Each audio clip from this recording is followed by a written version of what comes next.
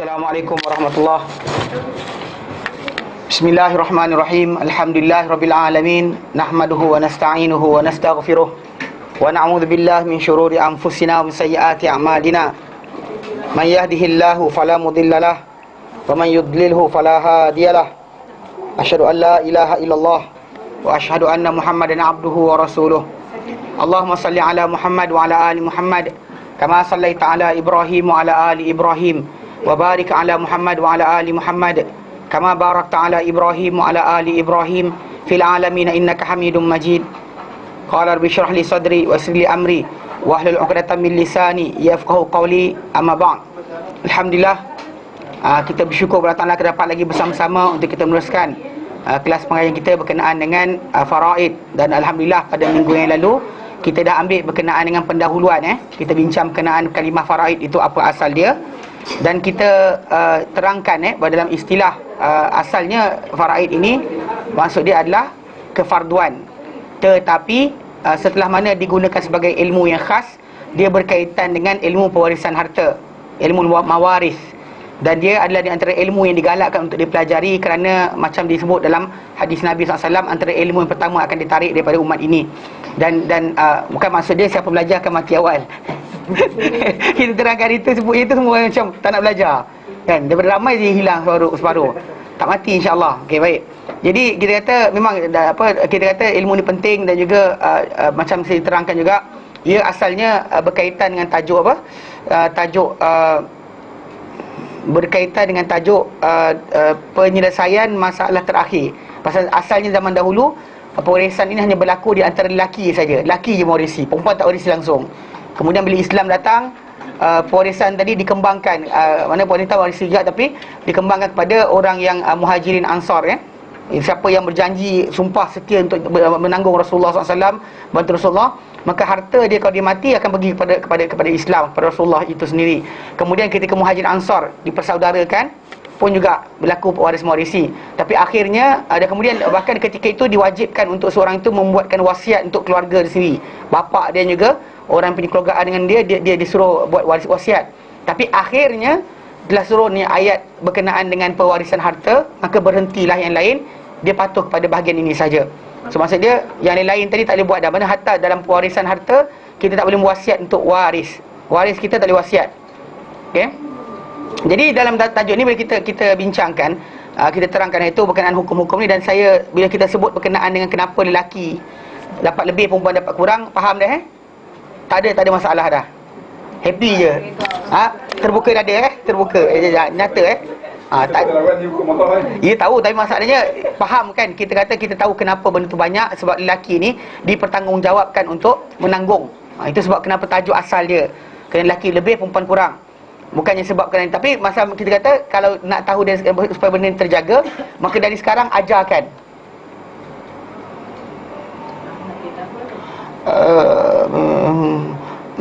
Mana aku letak entah. Sekejap. Dalam thumb drive tak ada? Ni yang baik-baik. Asal dia ambil. Rasanya. Ada. Ingat kan nombor apa? Bismillah jangan lupa Okey. Baik. Dia nak print baru buku. Okey, baik. Jadi kita kata memang kerana Islam ni lelaki mewarisi lebih banyak daripada perempuan sebab tanggungjawab. Jadi kalau dari sekarang ni kita ada anak-anak, ajar kepada yang lelaki tadi, bagi tahu dia kalau mak tak ada, abah tak ada, maka kakak engkau. Cakap dengan dia, kakak engkau, adik engkau, adik-beradik lelaki engkau. Mana adik-beradik lelaki dia, siapa-siapa yang miskin dia wajib tanggung, bukannya sunat. Ajarkan dia dari kecil lagi, bagi tahu dengan dia, ni tanggungjawab.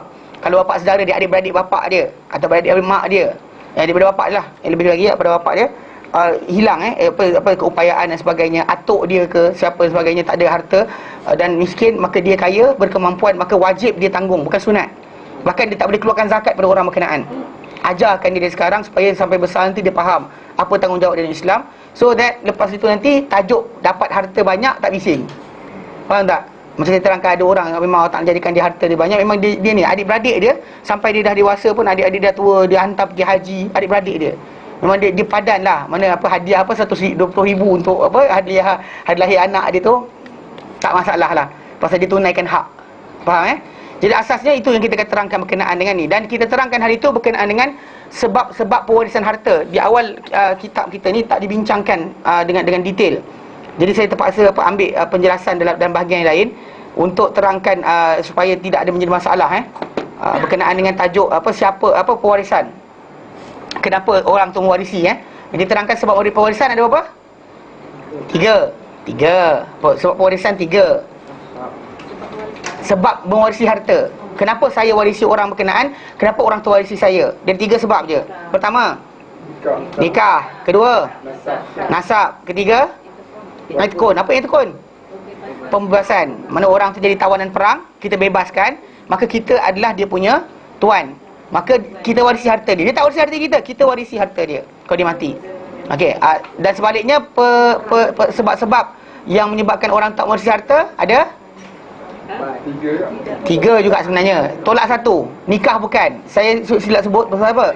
Bab nikah ni pasal orang yang dalam iddah Kalau seorang lelaki ceraikan isteri dia dalam iddah berkenaan, kalau dia mati, isteri dia yang diceraikan tadi yang dalam iddah itu mewarisi harta dia. Dan kalau isteri dia mati dalam iddah pun dia warisi harta isteri dia dalam iddah. Dan ini ittifaq empat mazhab Ittifaq empat mazhab.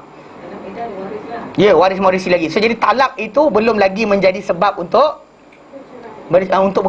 tidak mewarisi. Sebab mencerai memang ya, sebab bercerai lah. Manalah sebab talak bukan sebab bercerai, mana talak sebab bercerai lah. Mana walaupun telah dia pisah, mana si lelaki ceraikan isteri dia, okey, dalam tempoh 3 kali haid atau 3 kali bersih atau 3 bulan tempoh iddah tadi, berlaku kematian salah seorang, isteri mati atau suami mati, maka diorang akan masih lagi mewarisi. So jadi sebab itu kenapa para ulama letakkan sebab-sebab menghalang pewarisan harta 3. Dia tak sebut 4. Sebab apa? Apa benda yang menyebabkan tak warisi harta? Buang yang tu. Apa? Murtad. Lagi. Penghambaan. Okey, penghambaan. Maksudnya murtad, mana berbeza agama, automatik beza agama tak tunggu iddah, tak ada bangsa, dia beza agama je. Kafir salah satu di antara waris tadi, maka terus tak mewarisi. Ataupun berlaku pembunuhan, salah satu waris tadi membunuh waris yang satu lagi. Contoh macam kes dia, contoh macam apa? Si anak cocok bapak dia dengan pisau. Dengar ni betul-betul ni. Bapak cocok anak dengan pisau. Atau anak cocok bapak dengan pisau. Dia cocok bapak dengan pisau, atau bapak cocok anak dengan pisau. Lepas tu anak tu luka, dia cocok sikit je, tak cocok perut lah. Nak tunjukkan kalau cocok perut ni jahat sangat. Okey, cocok sikit je, luka kat sini. Lepas tu bapak tu mati dengan sebab luka berkenaan. Maka si anak takkan warisi bapak berkenaan. Dia penyebab kematian. Kalau sebaliknya pun sama. Cuma beza dia tadi, si anak boleh dihukumkan bunuh kalau bunuh bapak dia. Tapi bapak takkan dihukum bunuh kalau bunuh anak. sama juga dengan mak. Sama dengan mak. Dan sebagainya. Jadi kata sini ya, pasal asal si bapa takkan dibunuh atau si ibu takkan dibunuh dengan sebab kematian anak. Kalau dia misconduct dan sebagainya, si bapa takkan disalahkan. Ini kena faham tau. Kalau walaupun abuse anak. Walaupun abuse anak, dia takkan dihukum bunuh dengan sebab berkenaan directly takkan dihukum bunuh. Pasal dia usul anak tu furuk dia. Tapi kalau anak tu bunuh dia atau matikan dia, anak tu dia dihukum bunuh atas tuntutan waris yang lain. Itu ada ta'zir lah.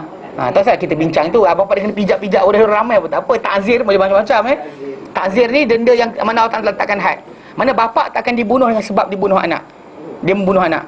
Ini kena faham. Bukan maksud dia tak apa bapa bunuh anak. Ini banyak orang salah faham. Pasal asas hukum dia, pasal misconduct sering berlaku. Kadang-kadang bapa tu bagi ubat salah, anak mati. Ada kes.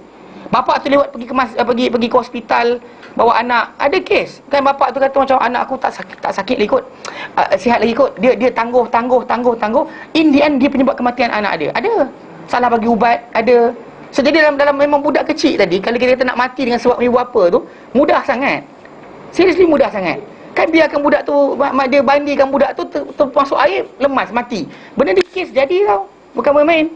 So jadi dengan sebab itu tak dibunuh. Kalau tidak nanti kan mati kan. Tapi anak penyebab mati mak bapak tu masalah besar lah. Itu bangsa dia waris yang lain boleh tuntut. Anyway, dan tajuk tadi, kalau bapak tu bunuh anak atau anak bunuh bapak dan sebagainya, tidak akan berlaku pewarisan. Either way. Faham tak? Walaupun bapak dia tak akan dibunuh kerana membunuh anak dia, tapi dia tak akan mewarisi. Jadi sebab pembunuhan. Ini waris yang menyebabkan kematian waris yang waris dia, pewaris apa, orang yang mewariskan harta kepada dia, dia tak akan mewarisi harta. Dan yang terakhir apa? Perhambaan. Contoh salah seorang di antara orang yang menjadi waris tadi atau waris kita dan sebagainya menjadi hamba, dan automatik dia tak mewarisi harta. Ya. Yang cerai tu, Cerai itu ada problem. tiga hektar kan? Okey, tapi tempoh tu maksud dia Tapi habis 3 hektar. habis memang tak warisi dah. Habis lah. Habis dah. Tapi dalam edah tadi dia masih lagi mewarisi. Meaning that talak dah jatuh. Edah sedang bergerak. Tapi pewarisan boleh berlaku. Maknanya cerai tu akan apply selepas 3. Ya, saya. Syarat lepas habis dah. Lepas habis edah.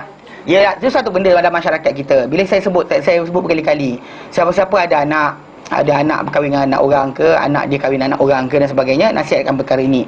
Bila dalam Islam, kalau dalam masalah edah, seorang wanita, kita masuk bab nikah lagi, kita akan masuk bab nikah nanti. Tapi dalam tajuk ni, bila orang tu dalam edah, dia kena tinggal di rumah suami dia yang menceraikan dia. Atau suami dia bukan kena lari tau. Bukan dia kena lari. Tapi dalam masyarakat kita sering dia hantar, balik ke rumah bapak engkau. La ilaha illallah. Ya, saya faham. Tapi sekarang ni salah. Dia buat benda tu salah. Dalam Islam tak boleh. Ya, saya tahu. Perbuatan dia salah. Itu saya kata salah. Saya sokong ke? Soalan. Saya kata saya sokong ke? Okey, ni saya bagi tahu. Ajar anak. Nanti kita belajar kitab nikah ni, kita akan belajar. Pasal dalam Islam benda ni kena faham, kena tahu. Bukan, budak tu tak ada kahwin lagi, tunggu sekejap. Ni mak dia pun masalah juga ni. Budak sinonet bersatu disebut. Dengar dia kata buat kahwin. Jangan. Ni masalah tak ni. Dengar. Okey. Jadi ini kena faham konsep dalam Islam, happynya. Okey. Konsep dalam Islam ni, masalah edah ini adalah tempoh di mana seorang suami atau isteri tadi, dia Allah Taala berikan tempoh supaya diorang berfikir semula. Patut ke tidak perceraian untuk berlaku dan sebagainya. Tak ada lepas dari tempoh berkenaan. Dalam tempoh edah ini, waris mewarisi masih berlaku. Faham itu je. Itu sebab kenapa tidak dimasukkan nombor 4. Walaupun kita faham bila perceraian berlaku, maka suami dengan isteri tadi tidak mewarisi dah lepas jadi janda dah tahu ni, tak mewarisi. Tetapi dalam tempoh edah tadi, 3 kali suci atau 3 kali haid itu, maka kalau mati salah seorang, si isteri atau si suami, mana si yang menceraikan atau yang diceraikan, mati dalam tempoh berkenaan, maka harta orang yang mati tadi masih lagi diwarisi oleh waris dia. Iaitu perempuan tu atau lelaki tu tetap waris. Faham? Kalau lepas edah, habis cerita, selesai, tak usah bincang dah. Tapi dalam edah masih lagi dibincang. Dengan sebab itu, kenapa para ulama tak letak sebab menghalang, menyekat perwarisan harta. Nombor 3, nombor 4 dia adalah perceraian. Juga contoh lain, sebab menyekat perwarisan harta adalah wujudnya orang menyekat kita. Contoh macam ada anak, ada adik-beradik, si mati, lelaki ni mati, dia ada anak lelaki, dia ada anak perempuan, dia ada mak, ada bapa, dia ada isteri. Okey, sekarang ni adik-beradik pun dia ada. Adik-beradik dia tak boleh mewarisi harta dia sebab anak lelaki dia ada. Automatik kena sekat. So penghalang pewarisan juga. Tapi kita tak bincangkan sebagai penyebab penghalang pewarisan dia. Pasal kita tahu bahawa benda ni berlaku dengan asbab macam tu, macam masalah perceraian. Cerai saja belum tentu lagi. Belum lagi. Pasal kalau dia orang rujuk semula atau dalam tempoh berkenaan berlaku kematian dan masih lagi pewarisan tu berjalan. Faham Hatta dengan sebab tu juga orang yang menceraikan isteri dalam keadaan sakit nak mati, dia sakit nak mati, sakit nazak. Kadang-kadang dalam keadaan ini orang tu tak rasional. Dia sakit sangat, sampai kadang dia mulut dia cakap benda tak sepatutnya dia cakap. Ketika itu apa saja dia buat, hatta sebahagian para ulama kata kalau dia berkahwin atau dia dikahwini tak sah. Hatta kalau dia cerai pun tak sah. Tak betul. Sikit kita kata tak betul. Mungkin dia rasional, tapi ada banyak keadaan. Macam orang kan Sa'ad bin Abi Waqqas radhiyallahu anhu. Bila dia rasa sakit nak mati, tapi dia tak mati. Dia sakit macam Nabi dok ziarah dia nak mati dah ni. Dia nak mati kan. Dia kata, "Ya Rasulullah, aku bagi semua harta aku untuk Islam." Kan benda tu dia keluar daripada orang yang dia dah rasa tak ada harapan nak sembuh. Dan dia akan cakap macam tu. So dalam Islam sebenarnya kita memang cakap orang ketika nak sakit, kadang-kadang bukan sakit nak mati pun. Demam 2-3 hari. Jumpa isteri dia, abang nak mati dah, rasa tak ni lah. Kalau abang mati dulu, bla bla bla bla bla dan sebagainya. Isteri macam tu juga. Kan pening kepala sikit kan. Padahal bukan apa. Sakit demam je sikit. Nanti akan sembuh balik. Bukan H1N1 atau H799 apa? Apa baru lah? Tak tahu lah. Kalau saya dah kena H1N1 Itu tak, saya pernah kena. Saya hospitalize. Tapi iyalah, hospitalize pun dia sebenarnya benda tu bukannya ni. Memang kalau orang tu budak muda, budak-budak kecil ataupun orang tua yang apa tak kuat. Bukan saya mengaku saya kuat, tapi orang tua yang tak kuat bernafas dia akan mati. Pasal actually orang tu lupa nak bernafas. Saya aku dah bernafas ke belum? Saya lupa. Jadi masuk hospitalize, tapi doktor tak nak check lagi. Saya batuk gitu kan doktor ni. Jadi dia kelakarnya masuk hari pertama tak check, hari kedua, hari ketiga tu baru dia swab. Dia ambil dan dia hidung saya check positif tapi weak. Tapi isteri saya duduk depan saya batuk depan muka dia dapat positif. Positif kuat. Dapat dia cuti seminggu. Saya 3 hari dia bagi kedekut tu. Kan? Tapi tak matilah cerita dia. Tapi benda tu memang betul. Ya, benda tu memang ada kebarangkalian lah. Kebarangkalian tu kuat. Pasal dia panas tak turun. Doktor letakkan ais tu. Letak kepala, letak ketiak, cari sampai tak ada bekalan, tak ada stok dah. Gel tu dia bagi dia hantar balik. Saya dapat dengan nurse yang pertama tu, dia bantai letak ais tu straight kat atas dahi. Menggelupur saya. Dia palut kain. Kalau letak ais kat kepala tu, letak kain, tak adalah sakit sangat. Ni letak macam tu gitu. Saya macam Astagfirullahalazim. Dia dah sejuk kan. Aircon dia pasang 16 dalam bilik tu. Dia tutup. Mula tu dia campur saya dengan orang lain. Lepas tu lepas tahu tu pergi balik bilik khas. Sebab bahaya kan. Kita baru dia tahu. Lepas tu nurse masuk bilik, tutup hidung. Mula tu aku batuk selamba kat muka dia. Tu kelakar jugalah. Yang baru apa? H7 and N9. Nah, tu macam-macam lah. Kalau ni kata berlaku benda macam tu kan, kematian dan sebagainya, macam tu kita sebut tadi lah. Jangan ni sangat lah. Benda macam ni kita kata bukan menjadi tajuk. Tapi kalau anda kata berlaku kan, kematian dan sebagainya, orang sakit nak mati ni, dia macam tu. Dia mulut dia macam inilah itulah sebagainya. Saya tak ada bebel waktu tu pun. Saya tak nak pergi hospital. Kena paksa. Kan? Tapi kalau anda kata benda tu biasa orang sakit kan, alah masing-masing jawab sendiri. Time sakit tu, mak nak mati dah. Kan dia cakap kat anak dia. Kan anak pun, mak kalau saya mati, maafkan saya. Macam tu lah. Tapi lepas tu sihat, dah ke balik pada mak bapak. Kan, tak senonohnya ni. Itu biasa berlaku kan. Kan, biasa, apa kalau suami tu kata isteri dia ketika nak mati macam tu, lepas tu bila dia sihat balik, dia jejek kat mata bini dia. Tak buang sampah. Kan? Faham So konsep dia, orang yang sakit nak mati tak dipakai. Kata-kata dia tidak diterkira dalam Islam berjalan. Pendapat jumhur para ulama. Mana benda ni pasal dia ketika waktu berkenaan nikah dia, cerai dia, atau dia cerai isteri dia, tu tak jatuh lagi. Tak dikira jatuh. Seketika tu dia tengah racau-racau dia cerai bini dia. Tak jalan. Jangan sebab itu bini dia masih lagi mewarisi. Walaupun kalau dia kata dalam iddah pun masih lagi mewarisi. Masih mewarisi harta si suami yang mati tadi. Faham tak? Faham Okay. Baik, hari ini kita masuk insya-Allah kepada kumpulan pewaris. Lepas kita dah terangkan sebab pewarisan. Sebab pewarisan adalah nikah, nasab, pembebasan. Sebab menghalang pewarisan adalah berbeza agama, pembunuhan dan juga apa? Penghambaan. Either one daripada waris. Contoh katakanlah saya pergi perang, jihad fisabilillah, kemudian saya kena tawan dengan British syarikat. Antara saya dan keluarga saya putus. Saya tak boleh warisi harta keluarga saya dah. Mana saya tak boleh warisi dah, saya stop. Dapat, kalau tak dapat US lah. Kalau saya jadi hamba dia orang. Kalau dibebaskan, dapat balik. Kalau dibebaskan, tengok kalau pembebas saya, orang bebas saya tu dilepaskan saya ke dia ambil jadi tawanan. Contoh macam katakanlah dia beli saya, dia bayar pada US. Tapi dia kata Ustaz Adli kena duduk dengan saya, jadi hamba saya, dia kata. Saya masih lagi tak merdekakan saya, dan saya masih lagi tidak boleh mewarisi harta keluarga saya. Kena bebaskan dahulu. Maknanya itu terpulang kepada orang yang bebaskan tadi. Kalau yang bebaskan tak bebaskan dan kita masih terikat dengan dia, anything dia cakap kita kena dengar. Faham? Pasal orang yang kita kata dalam Islam ni, hamba tu dia maksud dia masih lagi ada hak untuk makan, minum dan sebagainya. Tak ada hak untuk menentukan cara hidup dia. Apa kerja patut dia buat dan sebagainya, tak ada hak. Bergantung pada tuan dia kata apa. Tuan dia kata okey dan boleh. Macam banduan kan, banduan tu, faham tak banduan macam mana keadaan dia? Dia masih lagi makan dan sebagainya. Dia masih lagi ada hak. Tapi apa? Dia tidak ada hak untuk mengundi. Ada undi pos daripada penjara. Macam tu keadaan dia. Dia tak ada hak menentukan pemimpin siapa. Dia tak ada hak untuk marah cukai ada ke tidak. Dia tak ada hak. Faham? So konsep dia. Tapi banduan bukannya tawanan perang. Jangan ada siapa pula gatal pergi bayar pula, saya nak tebus orang yang dah penjara ni, penjara dengan buluh saya tak boleh. Okey, pasal dalam Islam ni kita kata perhambaan hanya berlaku dengan peperangan. Bukan dengan sebab kita tangkap orang, kita kurung di bawah rumah kita. Baik. Hari ini kita akan masuk Kitabul Faraidi wal Wasaya. Kitab faraid dan juga wasiat. Faraid plural bagi faridah yang bermaksud kefarduan. Original maksud dia kefarduan, kemestian, ketetapan, kadar tertentu maksud dia. Tapi lepas tu dia terkenal sebagai ilmu pewarisan harta. Wasaya plural bagi wasiyah yang bermaksud wasiat lah.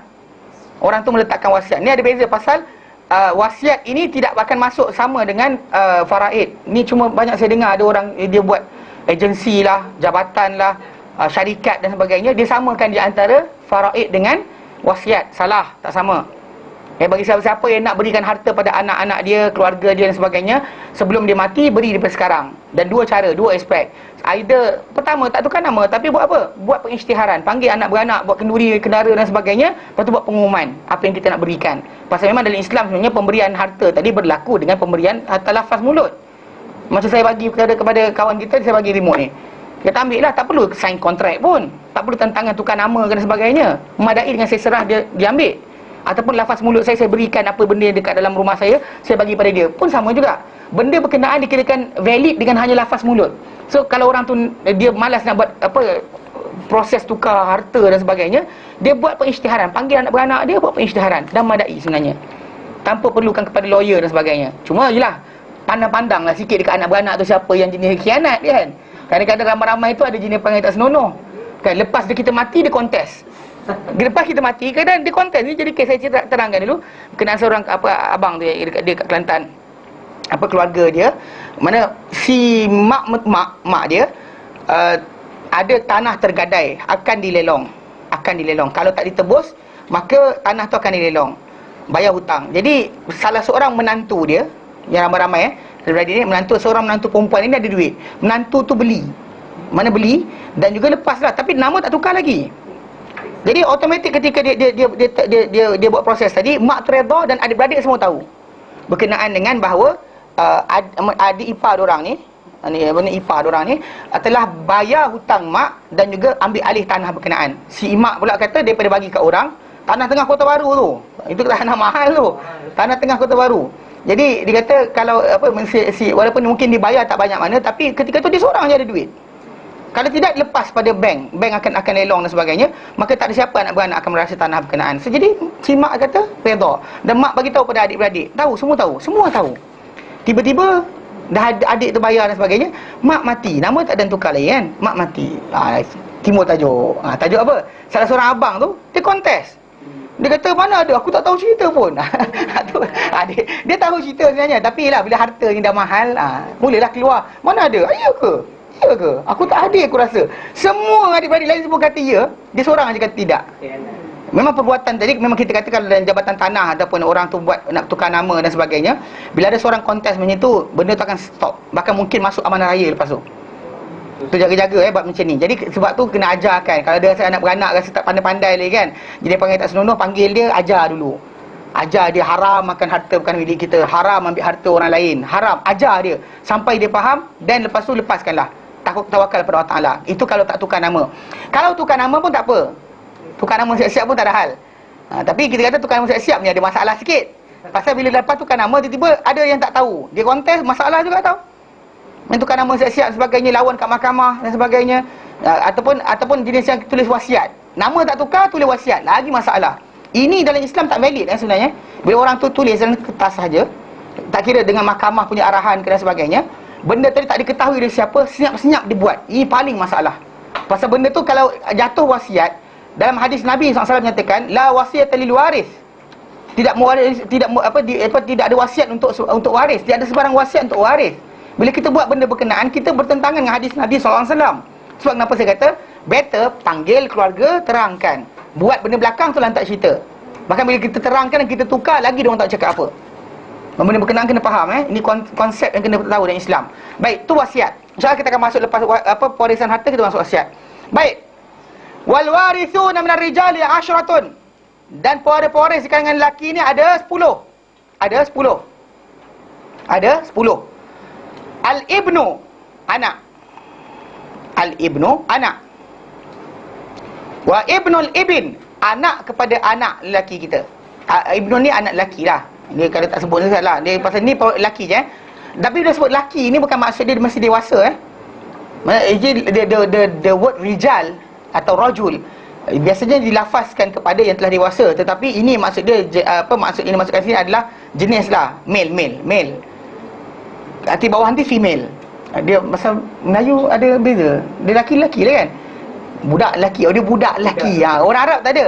Orang Arab bila gunakan rajul atau rijal, rajulun plural, rajulun singular, rijal plural, dia meaning kepada lelaki telah dewasa originally. Tapi kat sini dalam ni disebut dengan nama anak. Mungkin anak tu baru lahir. Walau baru lahir sekalipun dia adalah waris. Contoh macam seorang wanita mengandung, kemudian suami dia mati, kemudian anak dia lahir. Anak yang baru lahir itu telah ada hak daripada harta si bapa yang mati tadi. Maknanya kalau dia kata yang dalam keluarga tu cuma ada si ibu dan si anak, itu bapa si mati tak ada, anak dengan dia orang lain tak ada. Mana yang keluarga tu 3 orang tu je makhluk. Mana lelaki tu dia tak ada orang atas dia, tak ada beradik, tak ada sekali, dia anak tunggal. Kemudian wanita tu pun, wanita tak ada masalah lah, bila suami ni mati, maka lahir anak berkenaan lepas suami tu mati. Dan dekat situ dia ada berlaku pewarisan. Berlaku pewarisan di mana wanita tersebut akan dapat 1/8, dan baki semua harta tadi akan dapat kepada anak lelaki kalau lahir tu semua sekali. Ya, berapa yang ada 7/8 lagi akan balik pada budak tersebut. Itu konsep dalam Islam. Mana budak tu walaupun dia lahir setelah mana bapak dia mati, kan kalau kita lihat macam Rasulullah SAW kan, dia bapak dia mati awal kan, ketika dia takkan kandungan mak dia, dan dia pewarisan berlaku. Kalau ada harta bapak dia tetap balik pada dia. Tapi zaman dahulu biasanya ialah sebelum datang Islam, pewarisan harta ni tidak kuat. Maksud dia orang tu siapa kuat dia lah yang ambil harta. Macam kisah yang berlaku pada Sa'ad bin Rabi'. Bila mana dia ni mati, anak perempuan dia 2 orang, isteri dia tinggal, adik-beradik dia ambil harta dia. Automatik ambil semua sekali harta dia. So lalu dari isteri dia datang jumpa Rasulullah SAW, dia kata, "Ya Rasulullah, ini 2 orang ni adalah anak Sa'ad. Dia Sa'ad bin Rabi' mati dalam peperangan jihad bersama dengan kau. Maka ni anak perempuan dia. Sekarang ni harta dia tak ada, dan dia tak boleh kahwin dengan harta. 4 saudara dia orang ambil harta dia orang. Mana bapa saudara dia ambil harta bapak dia. So, jadi Nabi diam. Tak lama lepas tu turun dah ayat Quran menyuruh tentang pewarisan harta. Nabi panggil bapa saudara 2 orang budak perempuan tadi, itu niat ipar kepada Sa'ad bin adik Sa'ad bin Rabi', mana ipar pada isteri dia. Dan kemudian Nabi suruh kepada orang lelaki berkenaan, kata dengan dia, berikan isteri dia 1/8, berikan anak dia 2/3, dan baki untuk engkau. Baki engkau ambil. Tapi isteri itu ada hak yang tetap. Asalnya dalam sebelum Islam datang tak ada hak. Lepas sekali ikut kuat, siapa kuat? Lelaki kuat kan? Perempuan dia tolaknya tu jatuh, tak boleh ambil. Macam saya kata cerita jadi kes apa tu? Menantu hantu kan. Dia pergi ambil kereta mak mentua dia. Pasal mak mentua dia kebetulan letakkan nama kereta tu dengan atas nama isteri dia. Isteri dia mati, tiba-tiba mak mentua dia ni kan, terus suami tu datang ambil kunci dekat rumah mak mentua dia. Macam tu saja. Bahaya. Itu rumah mak mentua tinggal tu masih lagi ada kes. Pasal mak mentua dia letak nama anak dia juga. Tu masalah lah. Mak mentua tu ingat dia mati dulu. Si mak ni ingat dia mati dulu. Tapi anak dia mati dulu. Tiba-tiba dapat menantu punya, tidaklah orang kata tahulah kan, tak mampu kita nak buat apa. Kesian. Memang kesian. Cukup kesian. Jadi sekarang ni kita kata macam katalah kita kata nak gunakan cara undang-undang. Dan saya kata kalau sekiranya si wanita ni tadi dia ada bukti bahawa dia yang bayar semua kereta atau rumah berkenaan, dan peletakan nama itu adalah di atas dasar kod anak tu mati dulu, dia mati dulu maka pergi pada anak, pasal anak harta tu pergi pada orang lain, dan actually benda tu kita ada valid, boleh menang. Tapi kan dia kata duit tu memang dibayar oleh anak, ada anak tu bayar, habis lah. Maka automatik ada masalah untuk dia. Kesian lah dia kata. Dan dah tua bila datang macam tu keadaan, ya siapa lagi nak pertahankan kan? Sebab kenapa dalam Islam ni mana ni, faham barisan. Jadi anak lelaki, anak kepada anak lelaki. Mana orang tu mati, dia ada anak lelaki, anak lelaki dia punya anak. Anak lelaki dia punya anak yang lelaki itu adalah waris yang valid. Wa in safala, sekalipun turun jauh mana pun. Mana si mati, ada anak lelaki. Anak lelaki dia ada anak lelaki. Anak lelaki dia ada anak lelaki. Tapi siapa yang atas akan tutup siapa yang bawah. Katakanlah maksud dia, orang tu mati, si A ni mati. Dia mati, dia tinggalkan bukan anak. Dia tinggalkan anak dia punya anak, dia punya anak, dia punya anak, dia punya anak. Berapa jauh lah. Mana siapa berjauh kan? Cicit, piut kan? Jauh mana sekalipun, tapi mesti apa? Lelaki. Mana kalau anak lelaki, anak perempuan tak dapat. Anak lelaki kepada anak lelaki, pada anak lelaki dan seterusnya. Dan saya terangkan hari itu, benda ni berkaitan dengan tajuk masalah tanggungan. Ni bukan masalah kita kata suka hati. Tanggungan. Tanggungan, siapa tanggung siapa. Itu sebab tajuk ni kenapa kena kena faham betul-betul, dan only hati kita akan lapang. Jika tidak, kita ialah beriman amantu billah. Okey, tapi dalam hati tu macam apa hal Islam lebihkan lelaki, tidak lebihkan perempuan. Tak, sebenarnya bukan Islam tak lebihkan, tapi apa? Pasal tanggungjawab. Macam bila kita lihat kan, bila lelaki ni diberikan kelebihan macam tu. Contoh macam dia diwajibkan atas dia untuk pergi solat jemaah. Diwajibkan juga ke atas dia untuk jihad, untuk dakwah. Macam orang merdeka dengan orang yang tak merdeka. Orang yang tak merdeka, hamba, tak diwajibkan solat Jumaat. Orang merdeka diwajibkan solat Jumaat. So maksud dia, every time Allah Ta'ala berikan kelebihan pada seorang, itu bukan bermaksud Allah Ta'ala lebihkan dia kerana Allah Ta'ala favor dia ke atas yang satu lagi. Tapi Allah Ta'ala nak beri tanggungjawab lebih ke atas dia. Hatta para anbiya sendiri, para ulama menyatakan diberi kelebihan tadi bukan kerana Allah Ta'ala cakap Allah Ta'ala sayang, bahkan untuk tugasan benda berat yang mereka kena lakukan. Kerana itu para anbiya wajib menyampaikan dakwah, bukan sunat, wajib. Mesti sampaikan dakwah. Berjaya tak berjaya itu terpulang pada Allah Ta'ala, tapi kerja kena sampaikan. Orang menyampah ke orang tak suka kena cakap juga. Tapi bagi orang yang bukan Nabi, lain pula, dia kurang sikit. Ikut kemampuan masing-masing. Tapi para Nabi tak kira, mampu tak mampu. Macam Musa AS, mampu ke tidak, tetap kena. Lepas dilantik, tak boleh nak pilihan yang lain. Secara asasnya kita kata, dalam Islam, lebih itu bukannya maksud dia favor. Macam, kan, lebih sayang, tak. Dia lebih itu maksud dia anda kena buat kerja tambahan. Bila diberikan ilmu, diberikan harta, diberikan kekuatan, dan Allah akan tanya ke mana anda gunakan benda tersebut. Bukannya maksud dia bila kita, wah aku pandai lah, baca 3 kali je terus ingat. Bukan maksud dia bererti lepas tu kita akan dimuliakan, sayangi. Maksud Allah Ta'ala sayang kita lebih dari orang lain, tak. Bila Allah Ta'ala berikan lebih tadi, maksud Allah akan tanya lebih teruk daripada orang lain. Itu cara. Jadi macam lelaki diberikan kelebihan atas wanita, maka wajib ke atas dia banyak benda. Jihadnya, kan, dakwahnya, amal ma'ruf nahi mungkarnya, semua sekali kena buat. Hatta rehlah ataupun berdakwah dan sebagainya, wajib ke atas lelaki. Untuk wanita tidak. Tak ada bila dia jadi dia pandai-pandai sikit kan, bijak bistari, kemudian kena pergi jadi penceramah. Balik 3:30 pagi baru balik rumah. Kita tonton sekian dah bla macam tu cakap. Tak ada, Islam tak suruh. Kempen ke apa tak boleh. Untuk wanita jangan. Iya, tak boleh orang cakap. Walau tak boleh lah wanita kan. Orang tak, bila wanita ni diberikan, tak disuruh buat benda berkenaan. Untuk dia dapat syurga Allah Ta'ala mudahkan. Masuk pintu syurga mana dia nak. Tapi syarat dia sikit je. Yelah. Kalau nak seronok, tapi kita kata tadi, masalah jalan ke syurga. Kita buat kerja ni untuk dapatkan syurga Allah Ta'ala. Tapi kalau benda Allah Ta'ala tak suruh kita buat, kita menggelupur buat. Kenapa? Kan sampai menjijih air mata. Saya telah berkali-kali menjijih air mata kan. Kerana benda sekian dia kata, kerana suami saya bla bla bla.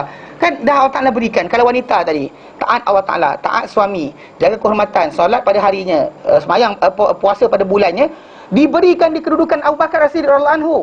Disuruh dia masuk pintu syurga mana dia nak. Takkan takkan ada lagi better dari itu. Ada better lagi ustaz. Siapa kata ada better daripada itu? Kan bila Allah Ta'ala beri macam tu, kita datang kita nak juga. Mana boleh?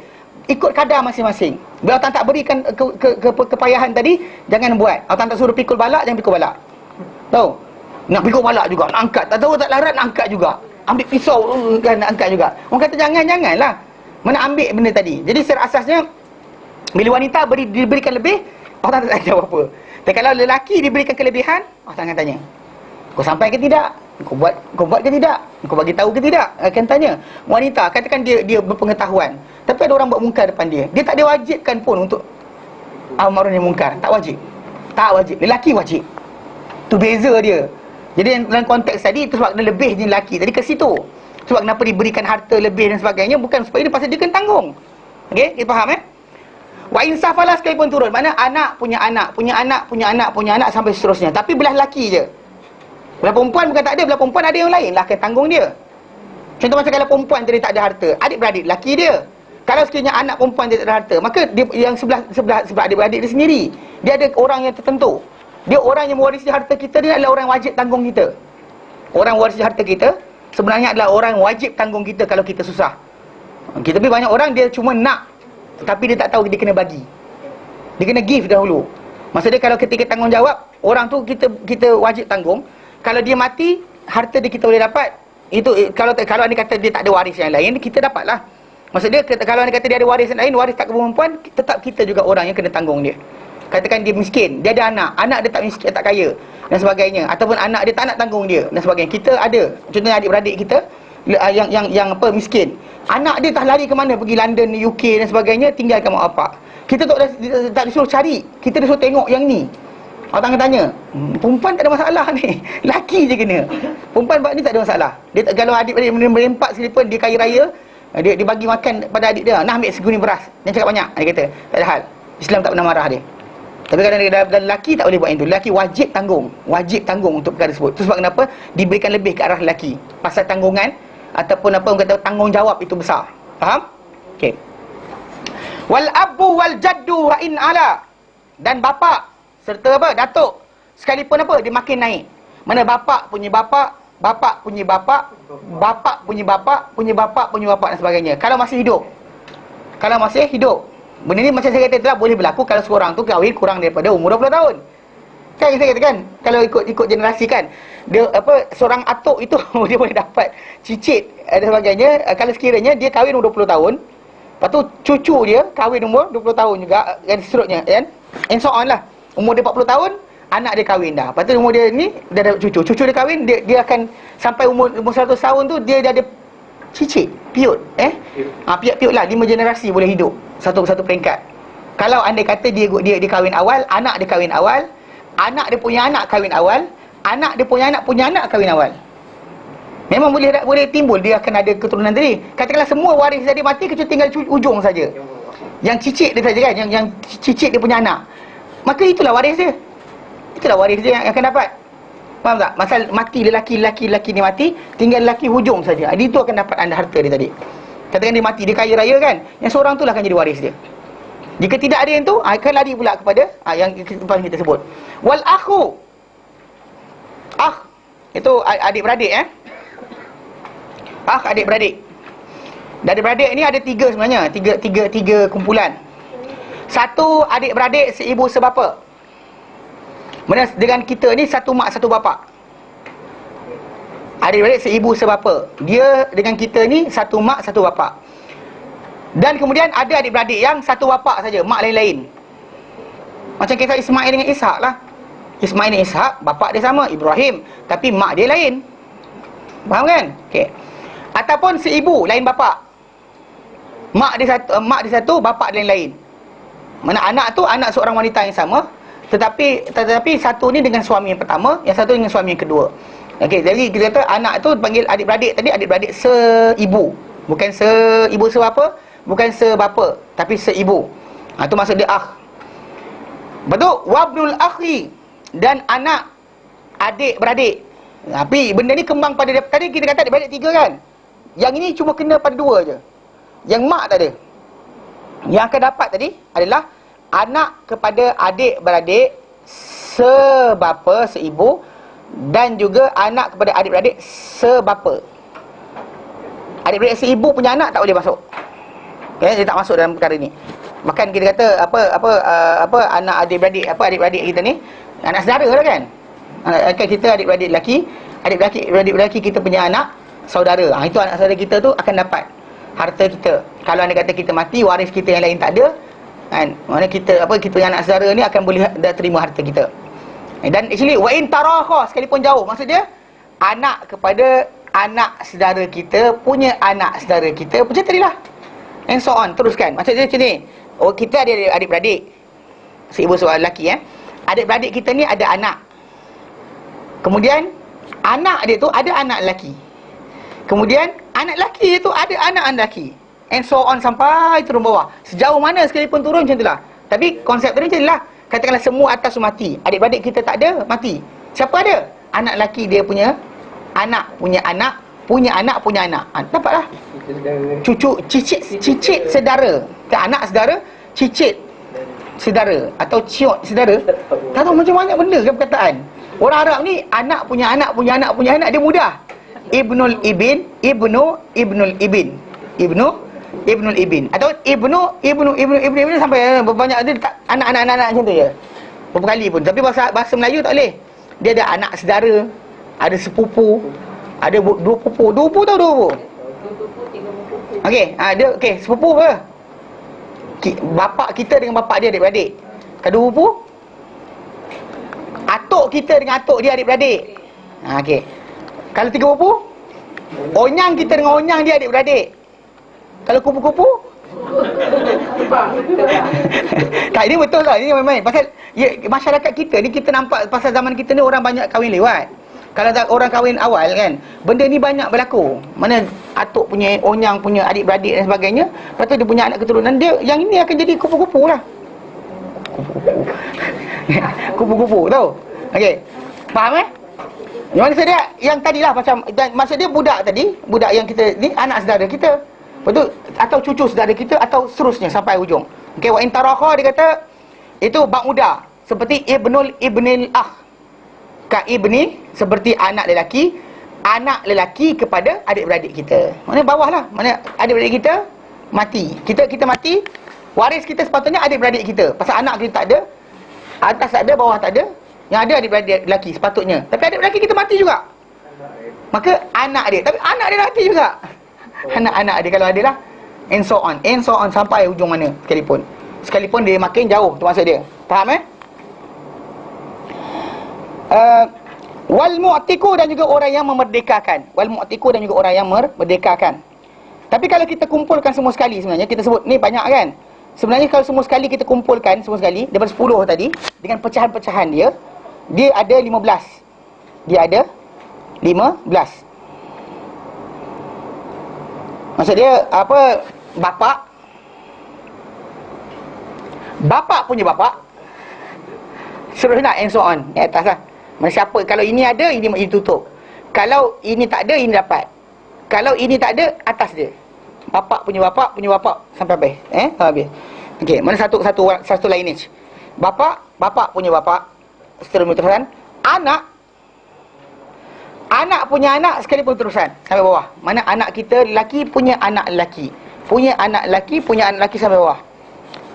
Dan juga adik-beradik seibu sebapa. Dalam bahasa Arab dia guna akhun syakik. Al-akhus syakik. Shin qaf ya qaf. Akhus syakik adalah adik-beradik seibu sebapa. Akhus syakik, adik-beradik seibu sebapa. Ni istilahnya akan digunakan sebab nanti kalau bertembung akhus syakik dengan akhlil dan sebagainya, akan ada orang hilang, ada orang akan tersekat daripada mewarisi harta. Siapa datang, siapa pergi dan sebagainya. Pasal adik-beradik seibu sebapa lebih kuat berbanding dengan adik-beradik sebapa. Kan, banding dengan adik-beradik sebapa. Tapi kita kata tu akhus syakik dia panggil. Okey. Kemudian akhlil ab, adik-beradik sebapa, akhlil ab. Adik-beradik sebapa. Akhlil adik-beradik sebelah ibu. Akhlil adik-beradik sebelah ibu. Kemudian ibnul akh syakik, anak saudara. Ibnul akh, anak saudara. Asyakik yang seibu sebapa dengan kita. Mana adik-beradik kita yang seibu sebapa, anak dia, anak lelaki dia. Dan juga ibnul akh lil ab, anak saudara kita sebelah bapa. Maksud dia, kita dengan dia adik-beradik sebapa, mak lain-lain. Anak dia yang lelaki, itu pun waris kita juga.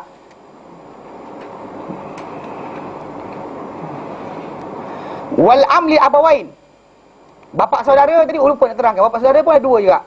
Bapa saudara tadi, bapa saudara seibu sebapa dengan bapa kita. Kata bapa kita, dia adik-adik beradik, adik-beradik dia tu adalah seibu sebapa. Seibu sebapa dengan dia dipanggil am syakik lah.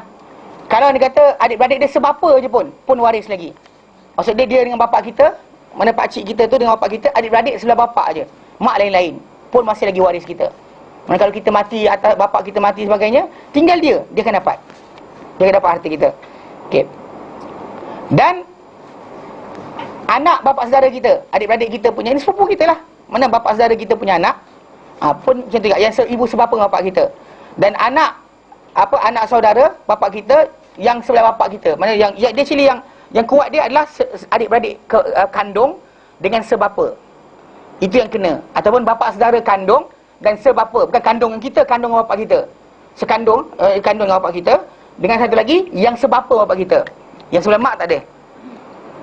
Kemudian zauj, suami.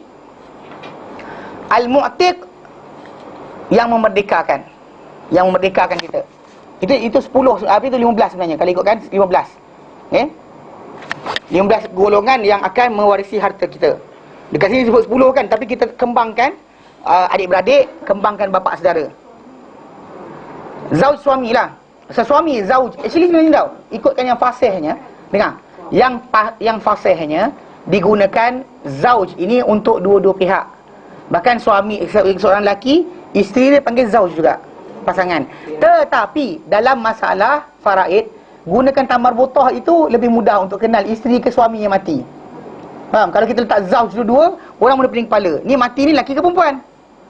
Pasal mayat, ni A mati, nanti pewaris dia kita akan sebut ab, ibn, bint. Lepas tu nak tulis suami dia atau isteri dia. Kalau letak tamar butah, nak tahu perempuan ke tidak, macam mana? Letak zauj saja, orang pandang ini mati ni lelaki perempuan. Itulah banyak zauj. Zauj actually fasih. Bahkan Imam Nawawi kata yang fasihnya adalah penggunaan perkataan zauj untuk seorang lelaki dengan isteri dia panggil zauj, ataupun sebalik, sama aja. Tapi Imam Syafi'i rahimahullah dia gunakan lafaz imra'ah. Dia sering gunakan imra'ah. Dia tak gunakan perkataan zauj. Zaujah. Zaujah actually nanti kita akan masuk nanti lepas ni. Baik.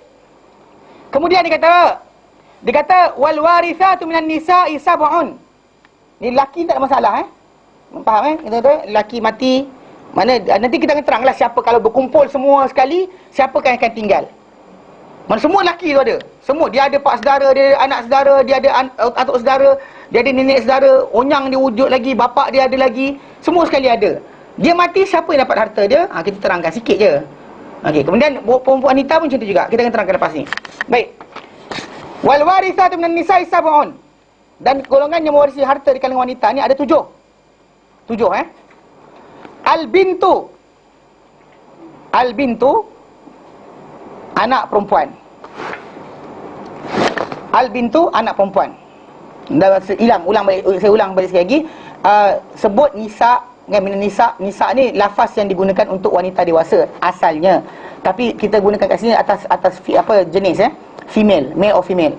Pasal wanita ni tak kira kalau lahir, baru lahir sekalipun dia tetap waris. Orang tu mati, seorang wanita tu mati, bapa tu, suami tu mati, tinggal isteri, lahir anak perempuan. Mana dia dalam dia kandungkan anak 2 bulan, tiba-tiba suami dia mati. Maka harta dia, anak dia yang baru lahir tadi, wanita sekalipun, perempuan ni, dia akan warisi harta bapa dia. Jadi kata apa? Wal warisat, dan golongan yang mewarisi harta di kalangan wanita ini ada 7. Ada 7 Ada 7. Al bintu anak perempuan. Anak perempuan. Kemudian wa bintul ibn, cucu perempuan daripada anak lelaki. Anak perempuan punya anak tak boleh masuk dalam tajuk ni. Anak perempuan punya anak tidak masuk dalam tajuk ni. Yang masuk adalah anak perempuan daripada anak lelaki. Ya, anak perempuan, anak lelaki kita, cucu perempuan kita lah. Tapi mesti datang daripada anak lelaki. Mati, ada anak 2 orang, seorang lelaki, seorang perempuan. Katakanlah dua-dua anak dia mati, dia ada cucu ramai. Cucu yang akan dikira adalah cucu belah anak lelaki dia saja. Cucu belah anak perempuan dia tak dikira. Walau sayang mana sekalipun, tak boleh masuk dalam tu. Dia tak boleh masuk dalam waris. Waris tadi hanyalah daripada anak perempuan, anak lelaki punya punya keturunan, bukan anak perempuan punya keturunan. Tajuk dia kenapa? Masalah tanggung-menanggung lagi. Bukan masalah lebihkan lelaki, tolak perempuan. Faham? Mana yang akan dapat dekat situ. Adapun anak perempuan punya anak, punya sebagainya akan balik kepada adik yang lain. Okey? Ada yang akan balik kepada yang lain.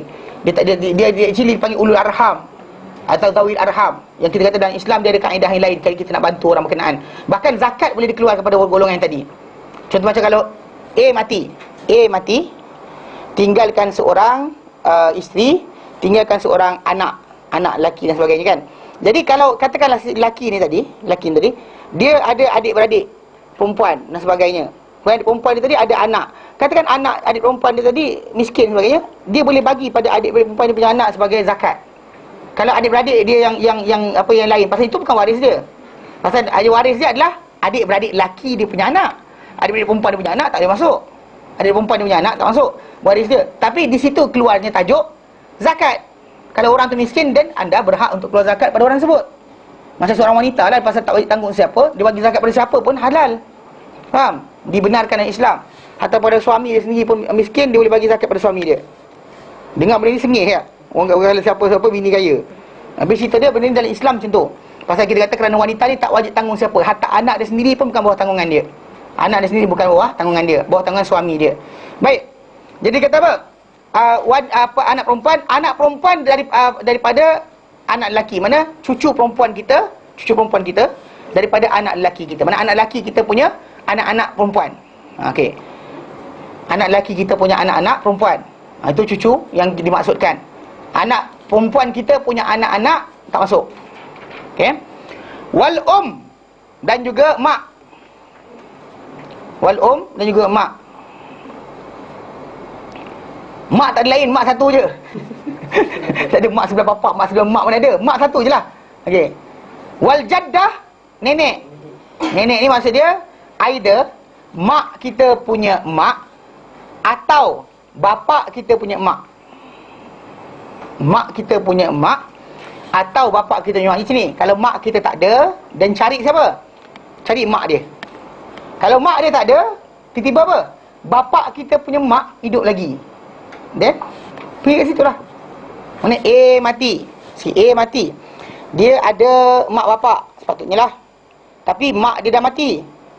Tengok nenek dia, mana mak dia punya mak? Ada tak? Tak ada. Tapi tengok apa? Bapak dia punya mak ada.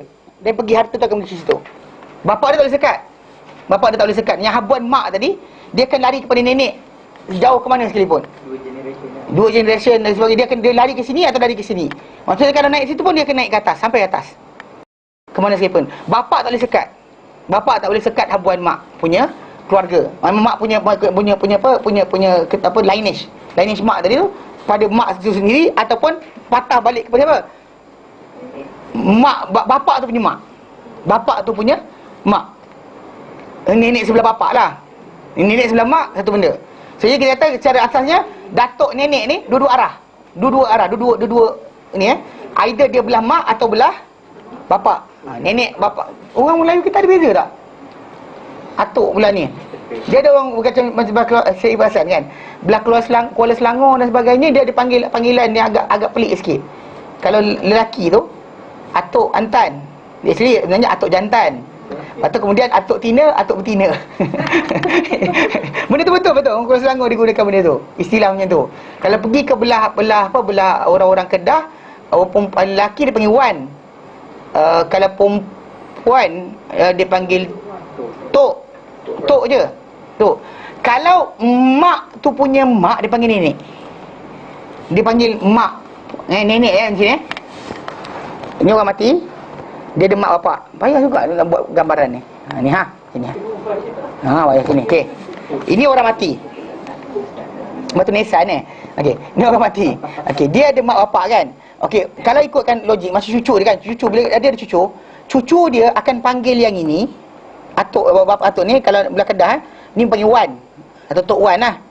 Yang ini dia panggil tok. Okey. Yang atas ni ada sebahagian tempat mak dia punya mak kan, masa dia si mati ni, cucu ni punya ni nenek dia kan. Dia punya atas ni dipanggil nenek. Tak tahu lah, kita ada onyang semua kan, tapi dia panggil macam tu cara dia. Great grandmother lah bahasa ni. Tapi great grandmother belah mana? Belah bapak, belah mak. Tapi dalam Islam dua-dua tadi akan terima. Mana nenek kita yang betul, mak kita punya mak, atau bapak kita punya mak. Dua-dua sekali dikira termasuk dalam nenek tadi, dua-dua nenek tadi dikira masuk dalam waris. Okey, tapi siapa tutup siapalah. Kalau mak ada, dua-dua tak dapat. Bapak kita punya mak kita punya mak dua-dua tutup. Tapi kalau mak kita ada, dan mak kita punya mak dulu. Kalau mak kita punya mak apa tak ada, baru balik kepada bapak kita punya mak. Faham? Dia akan ada cara macam tu. Maksudnya dia kata dia akan naik perempuan ke perempuan sampai atas. Tapi kalau pak tak ada, tiba-tiba kita tengok sini ada orang, dia cross lari ke sini. Nak kelas lari ke sebelah bapak. Dia takkan lari lah. Tapi bapak tak ditutup. Bapak takkan boleh tutup benda tadi. Portion tu akan dia tak lari. Dia sama ada lari kepada lineage mak tadi atau lari kepada belah bapak. Faham Jadi atuk kat situ ada berapa? Nenek ada berapa? 2 nenek. Tahu? Nenek ada 2. Bukan nenek 1 je. Nenek 2. Wal ukhtu, adik-beradik perempuan. Adik perempuan ni ada 3. Adik-beradik perempuan seibu sebapa. Kita mati, kemudian ada adik perempuan kita tak ada anak, dan adik perempuan kita boleh masuk campur dalam harta kita. Ya? Pasal adik-beradik lelaki kita kalau ada tak boleh tutup diorang. Pasal diorang setara. Ya? Katakan yang kita mati, tinggal adik-beradik kita je. Diorang kongsi harta kita, yang lelaki dan perempuan.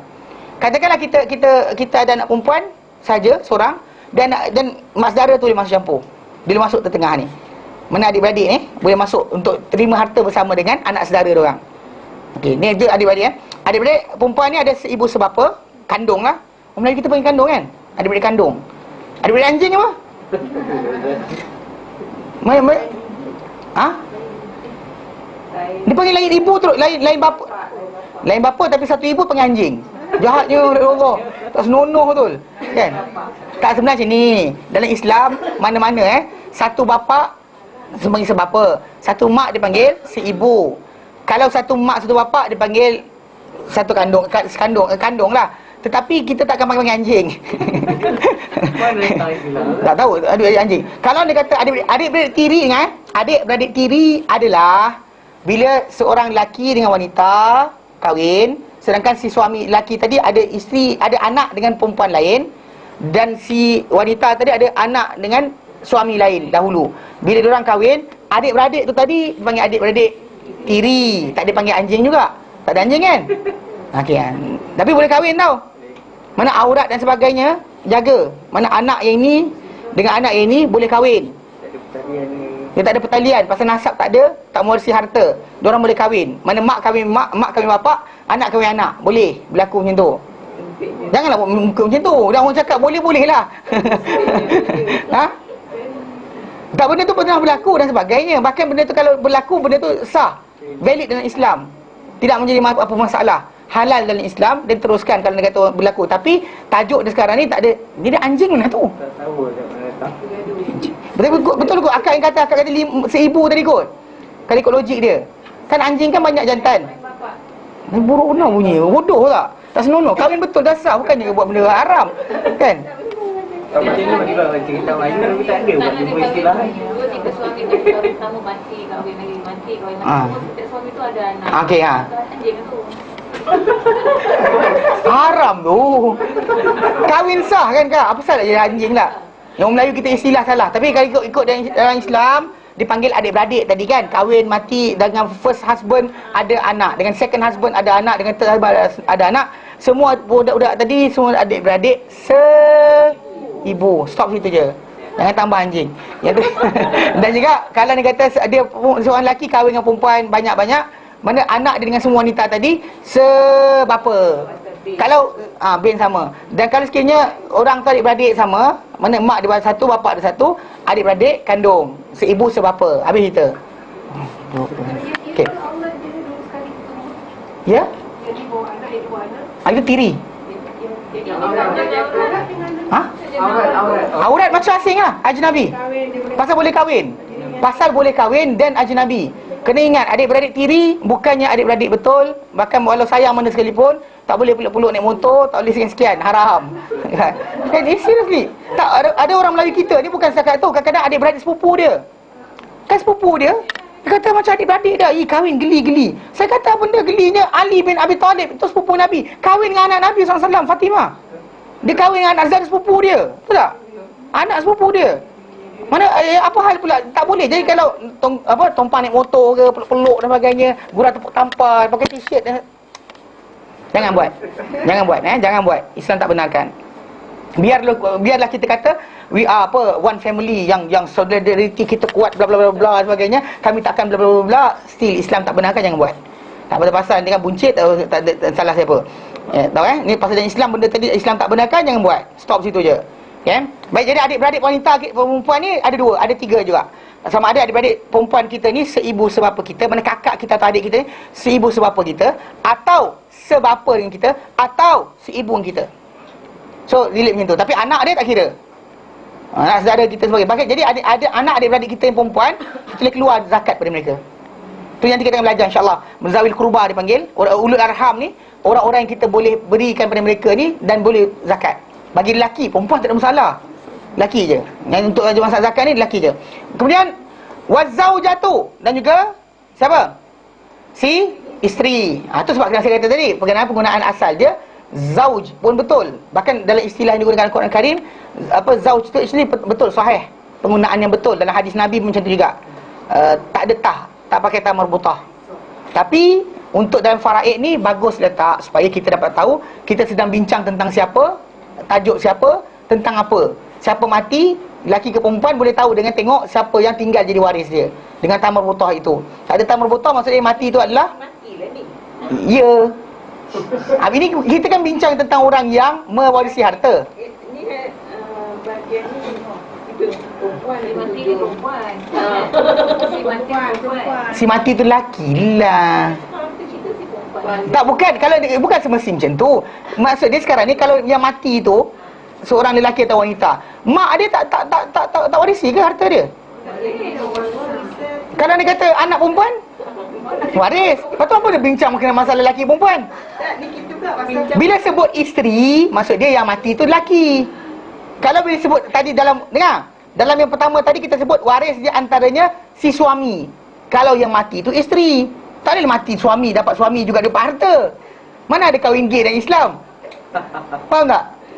Mana bila saya sebut di situ perempuan, isteri, maksud dia kalau yang mati itu suami dia.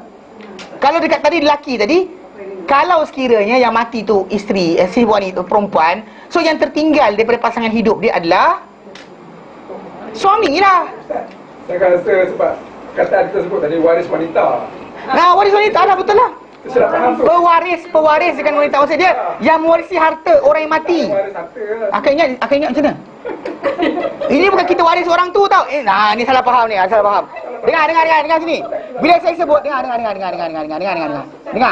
Bila sebut yang mewarisi harta ni, orang yang waris harta kita kalau kita mati, either orang itu kalau tadi anak lelaki kita, atau cucu lelaki kita, atau bapa kita, atau datuk kita, atau adik-beradik kita sebab ibu sebapa, atau seibu atau sebapa, atau anak saudara kita seibu sebapa, atau seibu atau sebapa, ataupun bapa saudara kita, itu belah bapa, atau anak bapa saudara kita, ataupun suami.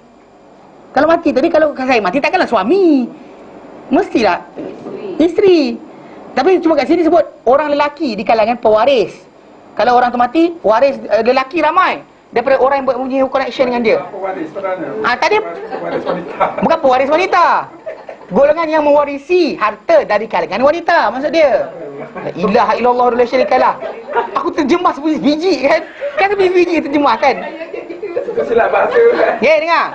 Bila saya sebutkan wal warithatu min nisa'i sab'un, dan pewaris di kalangan wanita, pewaris harta yang mewarisi harta dari kalangan wanita ada 7. Kita sebut anak perempuan, kemudian anak perempuan daripada anak lelaki, kemudian ibu, kemudian nenek, kemudian adik-beradik perempuan, tak kira sebelah bapa atau sebelah mak kita, atau dua-dua sekali, ataupun isteri lah. Bukan mewarisi si wanita tadi, maksud dia pewaris di kalangan wanita. Pewaris wanita, mana yang mewarisi kalau perempuan, seorang wanita ni, apakah connection dia dengan si mati tadi menyebabkan dia boleh jadi dapat harta? Either dia anak orang tu, or dia mak orang tu, or dia nenek orang tu, or dia adik-beradik orang tu, or dia isteri orang tu. Itu maksud dia, faham? Kena bumping juga ni kan. Kena bumping tu. Okey. Orang belajar perai cepat mati. Pening kan? Tak pening, simple je. Tak, bila kita sebut tentang lelaki tadi, bila kita sebut tentang lelaki tadi, maksud dia apa? Bila seorang itu mati, bila ada orang mati dalam keluarga kita, ada seseorang mati, tak kira lelaki atau wanita, bila mati seorang ni, dan kita boleh menjadi waris dia kalau kita anak lelaki dia, kalau kita cucu lelaki dia, kalau kita bapa dia, kalau kita atuk dia, kalau kita adik-beradik lelaki dia, seibu sebapa atau seibu, kalau kita ni anak saudara dia, kalau kita ni bapa saudara dia, kalau belah bapa kalau kita sepupu dia sebelah bapa, kalau kita ni suami dia, kalau kita ni orang bebaskan dia, itu maksud dia. Kalau laki lah. Kalau perempuan macam tu, nak dudukkan diri dia, adakah aku anak si mati ini? Kalau bukan, adakah aku cucu dia sebelah anak dia yang lelaki? Adakah aku mak dia? Adakah aku nenek dia? Adakah aku adakah aku isteri dia? Dan barulah timbul tajuk masalah mewarisi harta tadi. Okey. Wal maulatul mu'tiqah, dan juga yang mewarisi harta juga adalah apa? Maulah, tuan yang apa? Yang membebaskan. Tadi mu'tiq yang membebaskan, tapi lelaki. Kalau perempuan, katakan perempuan ni duit dia banyak, dia pergi Guantanamo, dia bayar pada Amerika Syarikat, bawa keluar, tapi tak bebaskan, dia suruh orang untuk kerja. Bukan, pembebas. Bukan, tadi pun macam tu juga. Maula mu'tiq, tuan yang membebaskan, maksud dia. Contohnya, Kan ada perempuan juga kan? saya tahu, kita bincang berkenaan tu, kita bincang berkenaan si pembebas. Yang kena bebas tu lantakkan dia. Lelaki ke perempuan, unsa ke tak kisah ni, dibebaskan tadi, orang ni mati. Kita ni bebaskan dia. Kalau kita ni tuan yang membebaskan dia, then actually kita waris dia. Tak kira dia lelaki ke perempuan. Tak kira kita lelaki ke, dia lelaki ke dia perempuan, atau kita lelaki ke kita perempuan. Kita lelaki lah, perempuan lah. Maksudnya yang membebaskan lelaki atau perempuan, dia berlaku pewarisan di antara mereka berdua. Faham? Asalkan dia bebas. Asalkan dia bebas. Tapi kalau kita sebut dalam kumpulan lelaki tadi, pembebas tu lelaki lah. Kalau kat sini pembebas tu perempuan, pasal kumpulan dia adalah wanita. Pembebas tu kau kalau pak sendiri kan? Tak, bukan. Tak ada kaitan. Tu maksud dari kita kata dia jadi waris dengan sebab pembebasan. Punca dia bebas, dia menjadi waris orang berkenaan kerana dia membebaskan orang tersebut daripada perhambaan. Dan dia akan menjadi waris orang tersebut. Tak kira dia ni lelaki atau perempuan, tak kira orang yang bebas itu lelaki atau perempuan. Faham? Jelas? Happy? Okey. Seterusnya. Dia lepas ni laju lah. Lepas ni laju. Bukannya maksud saya akan laju. Maksud dia lepas ni tajuk ni akan menjadi cepat. Lepas dia start, dia masuk dengan bahagian apa? Bahagian yang perkiraan dan sebagainya, dia akan laju sikit. Okey. Wa man la yasqutu bihalin khamsatun, dan orang yang tidak akan jatuh, takkan tergugur daripada pewarisan sama sekali dengan apa keadaan sekalipun, ada lima golongan, 5 kumpulan, 5 orang. Pertama, az-zaujan, 2 pasangan suami isteri. Maksud dia, kalau yang mati itu si suami, dan isteri dia pasti menjadi waris dia. Kalau yang mati itu seorang perempuan, maka suami dia pasti jadi waris dia. Pasti. Takkan jatuh, tak ada siapa boleh tolak, reject. Awak untuk jadi waris sebab awak tak handsome, tak ada. dia mesti suami atau isteri tentu mesti waris mewarisi. Takkan jatuh sama sekali dengan apa keadaan sekalipun, tu maksud dia. Sebab kenapa kalau kita kata contoh macam kita kumpulkan semua manusia dekat dengan waris-waris tadi, jadi siapa tak gugur? Suami tu banyak isteri, semua isteri. Ya, semua isteri dia akan berkongsi. Sama saja. Maka 1/8 harta dia akan diberikan. Bukan maksud 1/8 seorang. Maksudnya katakan isteri dia 4, paling banyak 4, yang mana boleh 10, haram. Okey, isteri 4, 1/8 bagi 4. La ilaha illallah ta'ala. Ada masalah dia. Aku cakap nak kena ni, kan? Dan dikatakan macam tu, kita kata pasal dia kongsi. Pasal wanita tadi, kita kata tak tanggung siapa. Dia tak ada atas, dia tak tanggung siapa. Dia dapat 1/8 daripada harta. Tadi pecah 4 lah kan. 1/8 pecah 4. Duit tu dia pakai habis, lepas tu dia habiskan duit tadi kan. Katakan anak ada, anak tu wajib tanggung dia. Apa masalah pening kepala? Apa pasal aku dapat 1/8, anak aku dapat banyak, dia kata. Tak adil dan sebagainya. Anak dah habis, adik-beradik lelaki dia pula yang tanggung dia. Adik-beradik, adik-beradik akan balik pada orang yang keluarga dia. Pakcik-pakcik lelaki dia sebagainya, semua sekali tu. Kita kata secara asasnya tak akan lepas. So cara yang pening kepala. Nak banyak juga tu masalah. Kena dengar sini, satu benda kena ingat. Dalam masalah harta ini, banyak atau sikit bukan blessing. Faham? Kalau dia kata Allah Ta'ala berikan banyak, nak jahanam, tak elok. Pasal itu sebab kenapa dalam surah Al-Kahfi kita belajar dahulu, datang orang tu dapat harta banyak, itu bukan blessing. Bahkan kadang ujian Allah Ta'ala untuk rosakkan dia. Bila dia kan kisah 2 orang lelaki dan kebun tu, ingat tak? Wadrillahum masalah rajulaini ja'alna li hadihima jannatayn min a'nabin. Buatlah wahai Muhammad untuk mereka ni satu penyesalan. Seorang lelaki daripada 2 orang lelaki, kami jadikan untuk salah seorang ni jannatain, 2 kebun min a'nab daripada anggur. Wa hafafna binakhlin, dan kami selang-selikan dengan tamar. Wa ja'alna bainahuma zar'an, kami buat untuk dia kebun tadi, di antaranya di kedua kebun tadi ada tanaman-tanaman lain. Kiltal jannataini atat ukulaha, dua-dua kebun dia tadi berikan hasil banyak. Walam tadlim syai'an, tak ada satu dahan pun, sikit pun tak ada buah, semua ada buah. Wa fajjarna khilalahuma nahara, dan tengah-tengah kebun mereka, kebun lelaki seorang ni, kami pancarkan sungai. Wa kana lahu samarun, satu hari dia ni ada harta banyak. Dia buah pokok, dia buah dan sebagainya. Dia pun sembang kawan ni, dia tak ada macam dia ada. Dia kata, faqala li sahibi, dia kata kepada sahabat dia, wa huwa yuhawirhu, dan keadaan berbual dengan kawan dia. Dia kata apa? Ana aktsaru minka mala wa azu nafara. Aku lagi banyaklah banding dengan kau harta, dan juga aku lebih elok, lebih bagus daripada siapa? Kawan-kawan. Dan kawan aku Datuk Tan Sri dan sebagainya lah. Kau kawan kau apa? Ustaz. Tak hebat dia kata. Contoh kan. Jadi okey. Betul dia kata wadakhala jannatahu, dan dia masuk kebun dia. Kebun dia wa huwa zalimun li nafsihi, dan keadaan dia zalim terhadap diri dia. Dia kata apa? Qala ma adunnu an tabida hadhihi abada. Dia kata aku tak sangkalah, aku tak rasa akan binasa semua ni selama-lamanya. Itu actually sangka angan, mungkinlah sangka ada baik. Tapi masalah dia lepas tu dia cakap apa? Wa ma adunnu sa'ata qa'imah. Aku tak rasakan kiamat akan berlaku. Kufur dengan sebab harta tadi. Dan kan wala irruditu ila rabbi, kalau aku kena balik juga jumpa Tuhan aku, adalah kiamat itu, la ajidanna khairan minha munqalaba, pasti aku dapat lebih baik daripada kebun ni sebagai tempat kembali. Tu kena jaga-jaga masalah ni. Dapat sikit pun syukurlah. La in syakartum la azidannakum. Allah kata kalau kamu syukur aku tambahkan lagi. Ni dapat sikit je, sikit kan. Janganlah macam tu kan. Dapat sikit, kalau ada keberkatan dia akan berterusan kekal. Kalau dapat banyak tapi datang dengan ujian Allah Ta'ala, kita akan terkucil dan sebagainya, jatuh, dan tak payah ada pun tak apa. Kena jaga sikit bab ni. Ingat tak kisah apartmen dan juga banglo, rumah besar, rumah kecil? Ingat analogi saya bagi tu? Ingat kan? Kan ingat buat lupa pula. Ingat. Okey. Baik. Jadi kalau anda kata apa keadaan sekalipun, suami atau isteri tak akan jatuh. Pusing nak mana pun kan, isi mati ni kita pusing mana, tak akan jatuh, tetap menjadi waris. Tak ada siapa boleh menyekat mereka. Okey. Ni maksudnya kalau kumpul semua dah, orang tak hilang. Orang tak hilang. Dan dia kata wal abawan, dan dua ibu bapa si mati tadi, tak kira yang mati tu perempuan atau lelaki, mak bapak si mati itu tetap akan dapat harta. Takkan siapa boleh tolak. Tak ada siapa boleh reject kata keluar, tak ada. Dia orang akan tetap masuk. Tak ada siapa boleh tolak dia orang. Okey. Wal dusul, dan juga anak daripada apa? Sulbi dia, anak kandung dia. Itu anak angkat tak ada masuk. So jadi kalau kita kumpulkan contoh macam kata anak tu, tak kira lelaki atau perempuan lah. Maksudnya tak akan hilang daripada pewarisan, dan mak bapak macam juga. So jadi kalau kita tengok macam ni, kalau kita kumpulkan semua waris lelaki yang akan pasti dapat adalah bapa, pasangan suami atau suami dia lah, pasal lelaki. Okey. Yang mati perempuan lah. Bisa kata yang macam saya. Okey.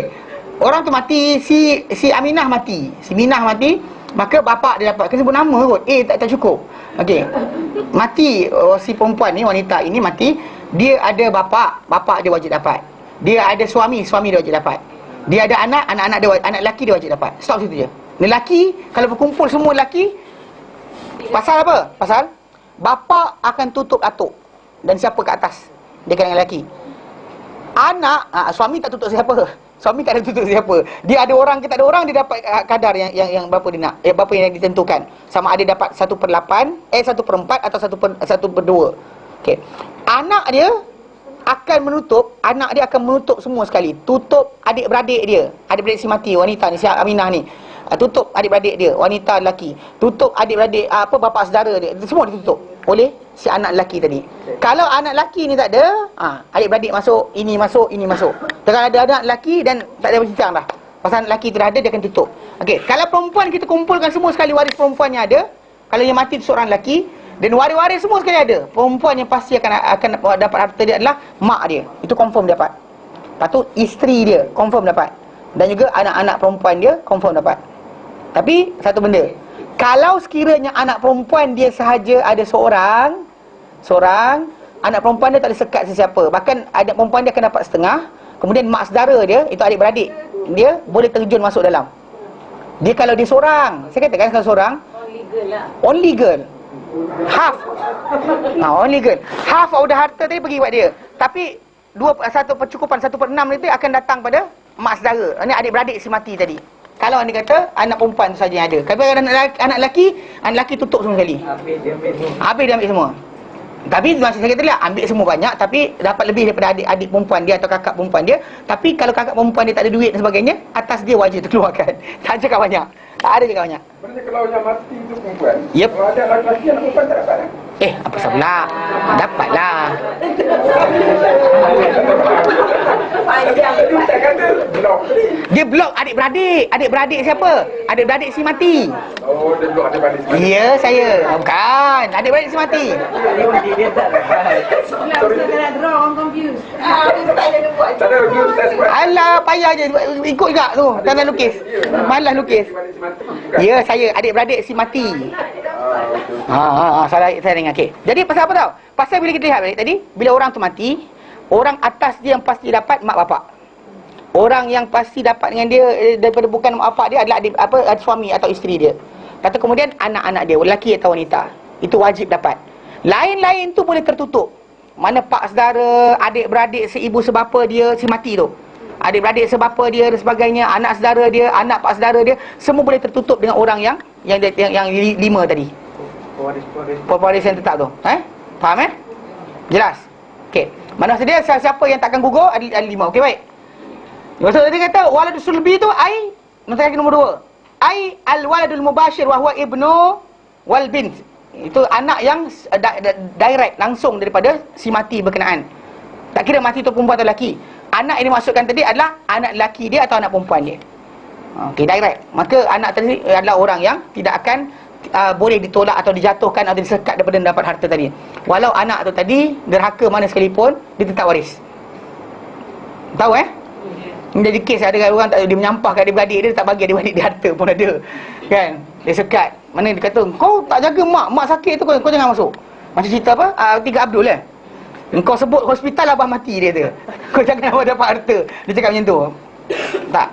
Mungkin dalam Islam, walau anak tu jahat mana sekalipun, apa keadaan sekalipun, dia tetap akan dapat harta si mati tadi.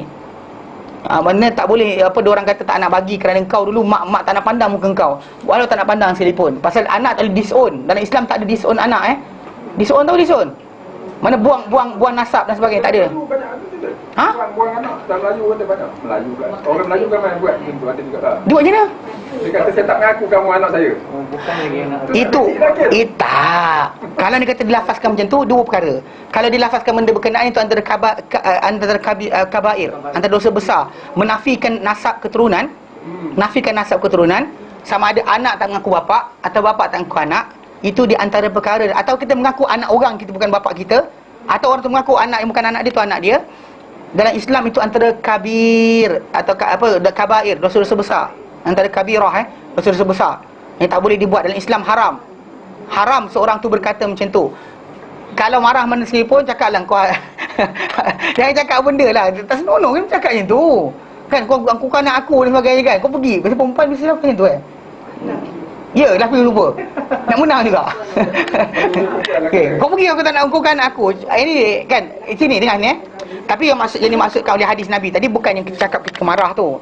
Normally yang bentuk di mana orang tu nak contoh macam kalau dia mengaku anak orang ni, orang nampak dia miskin dan dia mengaku dia anak orang lain, tukar bin dan sebagainya. Kita dalam Islam tak ada, tak dibenarkan Islam, haram. Kalau dalam Islam yang boleh disown anak ni valid, tidak haram, dibenarkan dalam Islam adalah masalah mula'anah. Tahu mula'anah? Kalau seorang lelaki dia nampak isteri dengan orang lain, kemudian tak ada saksi melainkan diri dia saja. Dan surah An-Nur, lalu Allah Ta'ala berikan solution pada dia untuk dia bersumpah bahawa dia kata bini dia telah buat benda tak senonoh. Maka dan sumpah dia 4 kali, yang kali yang terakhir Allah Ta'ala laknat dia kalau sekiranya dia bohong. Kemudian isteri dia pula kalau tak berani sumpah dan jatuh, kena. Tapi kalau bini dia sumpah, lawan dari sumpah dia, 4 kali sumpah juga bahawa suami dia pembohong. Yang terakhir kemurkaan Allah Ta'ala kalau suami dia benar. Li'anah, mula'anah dia panggil. Bila mula'anah ni berlaku, katakan mula'anah ni berlaku, dan lepas tu mahkamah akan disown tau. Mana anak-anak wanita ni tadi takkan dibinkan lagi pada si lelaki tadi sampai kiamat. Diorang tak boleh kahwin sampai kiamat. Sampai bila? Pusing mana pun takkan boleh kahwin. Kalau sekali lelaki tadi kata wanita macam tu, dia kata ini aku buat benda sekian, dia mengadu pada mahkamah, dan benda tu dipanggil oleh mahkamah, dan isteri tetap aku, berlaku sumpah mula'anah tadi, akan dipisahkan mereka berdua selama-lamanya sampai kiamat. Tak boleh dikahwin jadi suami isteri. Anak tu tadi yang mana satu dimaksudkan? Kalau dia kata ni kan, maka tak ada dibinkan lagi pada wanita lelaki berkenaan. Mungkin ada yang kata sebelum mula anah tak apa. Anak lahir selepas mula anah ataupun ketika wanita tengah mengandung, dia lafazkan berkenaan, anak kandungan tadi takkan dibin pada lelaki tersebut. So disown, ataupun lelaki tu boleh kata semua anak tu bukan anak dia, disumpah dan terkeluar budak-budak tadi takkan dibin pada dia lagi. Itu dalam segi validity. Kalau dia kata, tapi kalau dia kata dia berbohong, Allah Taala anak dia. Allah Taala akan anak dia. Confirm salah satu tu kena. Confirm salah seorang mesti pasti kena. Seorang pasti pembohong. Li'an ni bahaya Tapi dalam Islam disown dengan cara berkenaan itu berlaku. Dan bahkan adalah putuslah, tak mewarisi dah. Anak tak warisi bapak tadi. Kalau perceraian biasa berlaku, si bapak tu mati, anak tetap dapat harta bapak tadi. Walaupun dah bapak tu tinggal kat London, UK kan, mati kat sana ada estate dan sebagainya kan, anak dia duduk Malaysia ni tetap dapat harta bapak tadi. Kan bapak tu dia cakap what ke siapa kan? Kan dia cakap English kan, English London kan. Dia cakap London sekalipun, still anak tadi tetap warisi harta dia. Hatta kalau dia kecuali dia tukar agama. Kalau dia tukar agama dan tersekat. Murtad tak boleh. Mana orang salah, macam terang tu, orang banyak baca salah. Dia baca haf. Tahu haf? Dia baca sebelah mana bila lelaki Muslim bini mati, dia mati, bini dia yang kafir tadi tak dapat harta, kesian dah, tertinggal, terabai bla bla bla bla. Sebenarnya kalau sekiranya perempuan tu muslimah, lelaki tu kafir, pun tak warisi harta juga. Dia dalam Islam bukannya sebelah pihak tau. Mana dua belah pihak. Lelaki siapa yang kafir tak mewarisi Muslim, yang Muslim tak warisi kafir. Perbezaan agama menyebabkan terputus pernikahan mereka ni masalah pewarisan harta. Stop. Bukan masalah bapa yang kaya tu mati, yang miskin tak dapat, tak. Termasuk kalau miskin tu mati Muslim, yang kaya tu kafir, dan terbalik sama juga tak dapat. It's the same, tahu tak? Yang saya dah faham. Ini kadang kita macam kesiannya, nanti apalah jadi pada keluarga dia, tak ada siapa nak membela mereka kan. Ini kita kata dalam Islam sentimen tadi, jangan terbalikkan. Dua-dua sekali sama. Kalau macam kes yang dulu apa, yang banyak gunung kan, Everest tu, kalau dia, katakanlah dia ni tidak masuk Islam, dia kaya gila, kaya, sungguh-sungguh kaya, isteri dia muslimah, masuk Islam, dia mati, same kejadian yang sama, dia mati, isteri dia tak dapat satu sen pun harta dia. Satu sen pun harta dia takkan dapat pada isteri dia. Sebab kenapa dalam Islam ni masalah perbezaan agama tu adalah benda penting, bukan masalah benda main-main Baik. Jelas? Okey. Berat dah? Tepu dah? Tepu dah. Okey, tepu berhenti. Okey, dah ni kita masuk nanti insya-Allah berkenaan dengan siapakah orang-orang yang tidak akan mewarisi harta selama-lamanya. Itu yang akan mewarisi pasti confirm yang tak. Tapi sebenarnya balik pada kes yang kita sebutlah. Sebab waris harta ada 3, sebab tak dapat waris harta ada 3. Jadi orang yang disebut nanti itu termasuk dalam tajuk tadi dah. Orang-orang yang tak warisi harta tadi disebut dalam tajuk tu berkenaan dengan macam orang pembunuh, murtad dan sebagainya kan. Itu tidak akan dapat harta orang yang mati tadi. Jelas? Jelas? Ada soalan? Ada soalan? Tak ada? Okey, tak ada kita berhenti kat sini. Wallahu a'lam. Wa sallallahu ala sayyidina Muhammad wa sallam alhamdulillah alamin. Subhanallah, asyhadu an la ilaha illa anta, astaghfiruka wa atubu ilaik. Assalamualaikum warahmatullahi taala wabarakatuh.